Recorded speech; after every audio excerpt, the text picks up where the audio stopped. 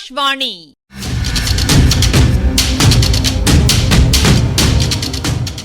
பொன்னியின் செல்வங்கள் வாசிப்பும் ஆய்வும்.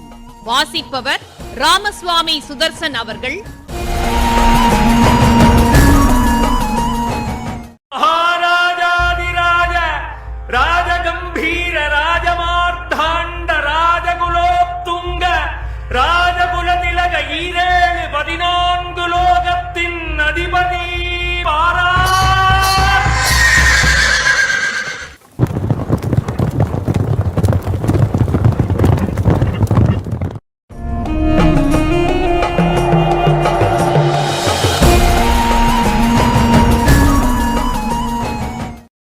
இலங்கை மாதோட்ட சிறைச்சாலையில் வந்தியத்தேவன் அடைக்கப்பட்டான் என்பதை நாம் முன்னமே பார்த்தோம். வந்தியத்தேவன் கண்ணயர்ந்தான். அரை தூக்க நிலையில் ஒரு கனவு கண்டான். மிக இன்பமான கனவு.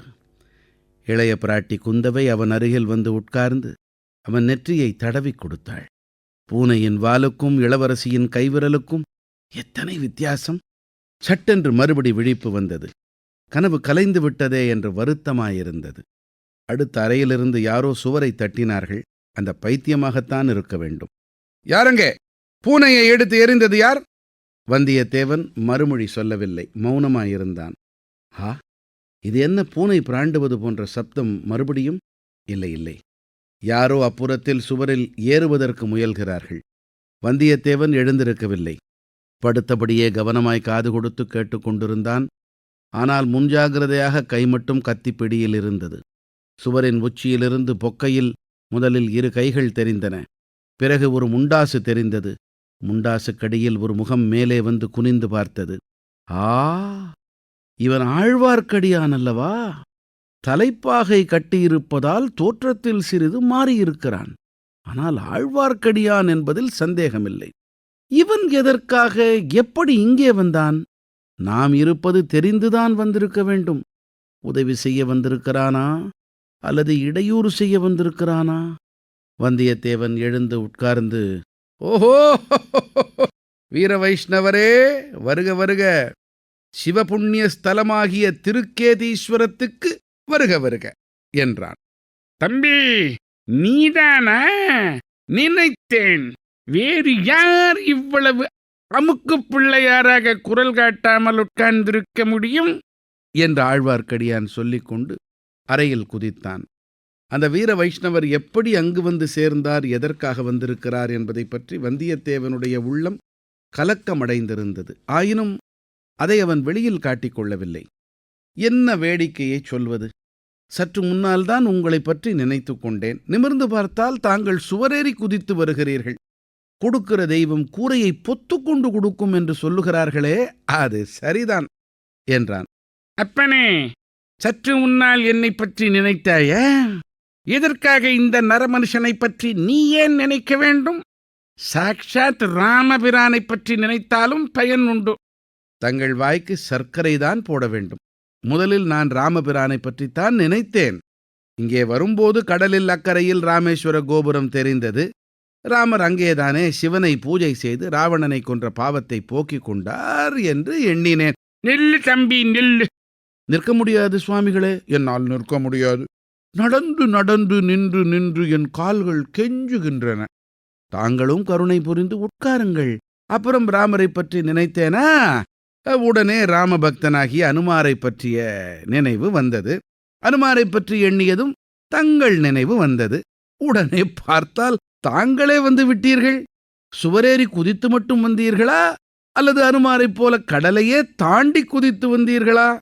தம்பி, மகாபக்த சிரோன்மணியான அனுமார் எங்கே? அடியேன் எங்கே? அனுமார் இந்த இலங்கைக்கு வந்து அக்ஷயகுமாரன் முதலிய ராட்சதர்களை அதாஹதம் செய்தார். என்னால் கேவலம் ஒரு பூனைக்கு வழி சொல்ல முடியவில்லை. இதோபார், எப்படி ஒரு பூனையின் கால்களை பிராண்டி இரத்த காயம் செய்துவிட்டது என்று ஆழ்வார்க்கடியான் தன் கால்களில் ஏற்பட்டிருந்த காயங்களை சுட்டி காட்டினான். அடடா, இப்படியா நேர்ந்து விட்டது? ஆனால் கேவலம் ஒரு பூனையோடு தாங்கள் சண்டைக்கு போன காரணம் என்ன? நான் சண்டைக்கு போகவில்லை. அதுவேதான் என்னுடன் வலுச்சண்டைக்கு வந்தது. அது எப்படி சுவாமிகளே? உன்னை தேடிக்கொண்டு நான் வந்தேன். வாசற்காவலர்களை ஏமாற்றி கொல்லைப்புற சுவர் வழியாக ஏறி குதித்தேன்.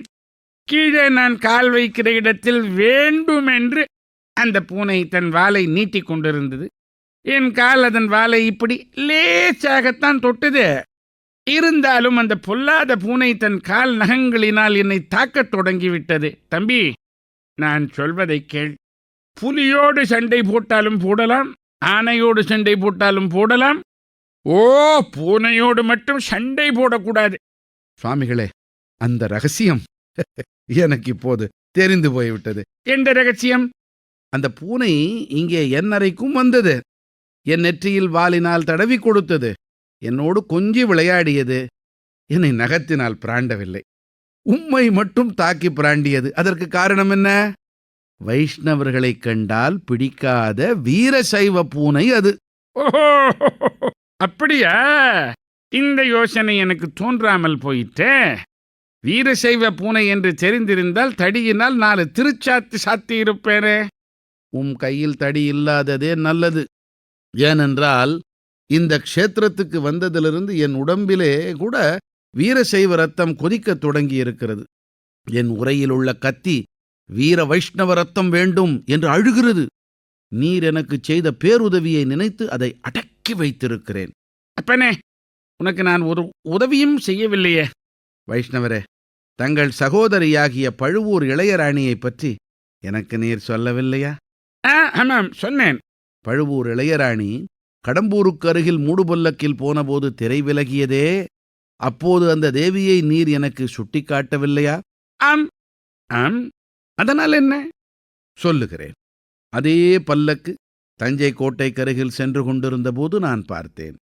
பல்லக்கு சுமப்பவர்கள் வேண்டுமென்று வந்து என் குதிரையின் மேல் இடித்தார்கள். நான் நியாயம் கோருவதற்காக பல்லக்கின் திரையை விலக்கிப் பார்த்தேன். உள்ளே இருந்தது யார்? பழுவூர் இளையராணி சாக்ஷாத் நந்தினி தேவிதான். ஓஹோ, நீ அதிர்ஷ்டசாலி. நான் ஆன மட்டும் முயன்று நந்தினியை பார்க்க முடியவில்லை. உனக்கு அது கைகூடி விட்டதே. அதிர்ஷ்டம் வரும்போது அப்படித்தான் தானாகவே வரும். அப்புறம்? நான் தங்கள் பெயரை சொன்னேன். தேவிக்கு முக்கியமான செய்தி தாங்கள் சொல்லி அனுப்பியதாக கூறினேன். நானும் பார்த்தாலும் பார்த்தேன். உன்னைப் போல கூசாமல் பொய் சொல்லுகிறவனை இந்த பிரபஞ்சத்தில் எங்கும் பார்த்ததே கிடையாது. வைஷ்ணவரே, என் மூதாதைகளுக்கு கவிஞர்களின் பேரில் மிக்க பிரியம். அவர்களே கவிதைகளும் பாடியிருக்கிறார்கள். அதனால் என்ன? கவி பரம்பரை ரத்தம் என் உடம்பிலும் ஓடுகிறது. அதனால் சில சமயம் கற்பனை பொங்கி வருகிறது. உம்மை போன்ற பாமரர்கள் அதை பொய் என்று சொல்லுவார்கள். நல்லது. அப்புறம் என்ன நடந்தது? என் கற்பனையை கேட்டு வியந்து நந்தினி தேவி பழுவூர் முத்திரை மோதிரத்தை கொடுத்தார். அரண்மனையில் வந்து பார்க்கச் சொன்னார். போய் பார்த்தாயே? பின்னே பார்க்காமல் இருப்பேனா? உடனே போய் பார்த்தேன். என் வீர தீர பராக்கிரமங்களைப் பற்றி நானே சொல்லி தெரிந்து கொண்ட நந்தினி தேவி எனக்கு ஒரு முக்கியமான வேலை கொடுத்தார். அது என்ன வேலை? இந்த இலங்கையில் மதுரை பாண்டிய வம்சத்து மணிமகுடமும் இந்திரமாலையும் இருக்கின்றனவாம். இலங்கை அரச குடும்பத்தார் மலைநாட்டில் ஒளித்து வைத்திருக்கிறார்களாம். அந்த நகைகளை எப்படியாவது தேடிக் கொண்டு வந்துவிடு என்று சொல்லி அனுப்பினார். அது இவ்வளவு கஷ்டமான வேலை என்று எனக்கு தெரியாமல் போயிற்று. பெரிய பழுவேட்டரையரின் பொக்கிஷத்தில் உள்ள ஆபரணங்கள் 1000 கழுதை பொதி கனம் இருக்கும் என்கிறார்கள். அவ்வளவும் இளையராணிக்கு போதவில்லையாக்கும். சரி, கொண்டு வந்தால் உனக்கு என்ன தருவதாக சொன்னாள்? தஞ்சை கோட்டை காவலை சின்ன பழுவேட்டரையரிடமிருந்து பிடுங்கி எனக்கு தந்து விடுவதாகச் சொன்னார். தம்பி கேள. தஞ்சை கோட்டை காவல் உனக்கு கிடைத்தால் தட்டு தடங்கள் இல்லாமல் நான் கோட்டைக்குள் வரலாம் அல்லவா? அழகாய்த்தான் இருக்கிறது. எனக்கு தஞ்சை கோட்டை காவல் கிடைக்கிற வழி என்ன? நான் தான் இந்த ஊரில் வந்து இப்படி அகப்பட்டு கொண்டேனே என்று வந்தியத்தேவன் மிகவும் சோகமான குரலில் கூறினான். ஏன் அகப்பட்டு கொண்டாய்? எதற்காக உன்னை சிறை பிடித்திருக்கிறார்கள் தெரியுமா என்று ஆழ்வார்க்கடியான் கேட்டான். பழுவூர் ராணி கொடுத்த முத்திரை மோதிரத்தை என்னுடன் கொண்டு வந்தேன். இங்கேயும் அதற்கு செல்வாக்கு இருக்கும் என்று எண்ணினேன். அதுதான் தவறாக போயிற்று. அது தவறுதான் தம்பி, பெரிய தவறு. இங்கே சேனாதிபதி கொடும்பாளூர் பெரிய வேளார் அல்லவா? பழுவூர் வம்சத்துக்கும் கொடும்பாளூர் வம்சத்துக்கும் பெரும் பகை என்பது உமக்கு தெரியாதா? தெரியாமல் வந்துதான் அகப்பட்டு கொண்டேன். என்ன செய்கிறதென்று தெரியவில்லை. தம்பி, நீ கவலைப்பட வேண்டாம். கவலைப்படாமல் உன்னை விடுதலை செய்வதற்காகவே நான் இங்கு வந்திருக்கிறேன். ஓஹோ, உன்னை ஒரு சமயம் ஒரு உதவி கேட்டேன், நீ மறுத்து விட்டாய். ஆயினும் நான் உனக்கு உதவி செய்ய வந்தேன். என்னுடன் எழுந்து வா. இந்த கடமை இந்த சிறையிலிருந்து தப்பிவிடலாம். வைஷ்ணவரே, தாங்கள் சீக்கிரம் இங்கிருந்து போய்விடுங்கள். ஏனப்பனே, என் உரையில் உள்ள கத்தி அதிகமாக புலம்பத் தொடங்கியிருக்கிறது. ஒரு வீர வைஷ்ணவனுடைய இரத்தம் வேண்டும் என்று கேட்கிறது. கேட்டால் கேட்கட்டுமே, என் உடம்பில் வேண்டிய இரத்தம் இருக்கிறது. உன் கத்திக்கு தேவையானால் கொஞ்சம் சாப்பிட்டு விட்டு போகட்டும். நீ எழுந்து என்னுடன் வா. இல்லை இல்லை, நான் வர முடியாது. இப்பகுதியின் ஆய்வினை வழங்குகிறார் ஐங்கரன் அவர்கள்.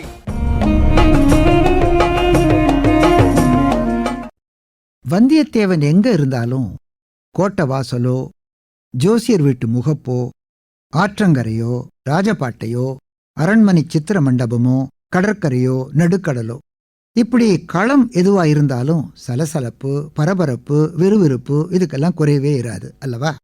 இருள் மாளிகை, பாதாள நிலவரை, சுரங்கப்பாதை, பாழ் மண்டபம், இங்கெல்லாம் தனியா இருக்க வேண்டி வந்தாலும் அவனை சுத்தி ஏதாவது நடக்கும். அவனால சும்மா இருக்க முடியாது. இதையும் பார்த்துக்கிட்டு வரோம். இப்பவும் பாருங்க, மாதோட்டத்துல படுக்க இடம் கிடைச்சு படுத்து ஓய்வெடுக்கலாம்னா பூனையோட பேசி தூக்கத்துக்கு எடுத்து கனவையும் கலைச்சு அவனோட சேர்ந்துக்கிட்டான் ஆழ்வார்க்கடியானுங்கிற திருமலையப்பன். இப்போ மாதோட்டத்துல இணையறாங்க 2 பேரும். கடைசியா அவங்க உரையாடினது கொள்ளிடக்கரையில. நந்தினி பத்தின கதை முடிஞ்சதும் கடம்பூர் மாளிகையில பல்லக்குல இருந்தது நந்தினி இல்ல, மதுராந்தகன்னு சொல்லிடலாமான்னு யோசிச்ச வந்தியத்தேவன் அந்த எண்ணத்தை மாத்திக்கிட்டான். ஆழ்வார்க்கடியானும் உனக்கு தெரிய வேண்டிய விஷயங்களை குடந்தை ஜோசியர் விளக்குவார்னு சொல்லி அனுப்பி இவனை பத்தி மேலும் தெரிஞ்சுக்க வலை வீசினான். வந்தியத்தேவன் போனப்புறம் திருமலையப்பன் கடம்பூர் வீரன் இடும்பன்காரிய சந்தேகிச்சது, புதுசா வந்து சேர்ந்த சோம்மன் சாம்பவனும் அவனும் பேசிக்கிட்டது, அவங்க வந்து சேர்றதுக்குள்ள திருப்புறம்புயம் பள்ளிப்படையில ஒளிஞ்சிக்கிட்டது, ரவிதாசன் கோஷ்டியின் திட்டங்களை ஒற்று கேட்டது, இதெல்லாம் வந்தியத்தேவனுக்கு தெரியாது. அது மட்டுமா, ஆதித்த கரிகாலன் சக்கரவர்த்திக்கு எழுதியிருந்த ஓலையை எடுத்துக்கிட்டு தஞ்சையை நோக்கி வந்து கொண்டிருந்த தூதன் இந்த வந்தியத்தேவன் தான் என்பது திருமலைக்கு தெரியும். வீரநாராயணபுரத்திலிருந்து விடாம தன்னை பின்பற்றி வந்த ஆழ்வார்க்கடியான ஒரு சள்ள பிடிச்சவன்னு தான் நினைச்சுக்கிட்டு இருந்தான் வல்லவரையன். அனிருத்த பிரம்மராயர், செம்பியன் மாதேவி, குந்தவை இவங்க கிட்டையெல்லாம் அவனுக்கு இருந்த செல்வாக்க பத்தி தெரியாது. சுவரின் உச்சியில இருந்த பொக்கையில, அதாவது மூலியான பகுதியிலிருந்து வெளிப்பட்ட முகம் திருமலையப்பனின் முகம்தான். இவன் எப்படி இங்க வந்தான், எதுக்கு வந்திருக்கான்? கொஞ்சம் முன்னாலேதான் உங்களை பத்தி நினைச்சுக்கிட்டு இருந்தேன்னு ஒரு போடு போடுறான் வல்லவரையன். அவன் தட்டியில நுழையறதுக்குள்ள இவன் கோலத்துல நுழைஞ்சிடுறான். ஆமா, நந்தினியை மையப்படுத்தியே பேசிக்கிட்டு வரான்.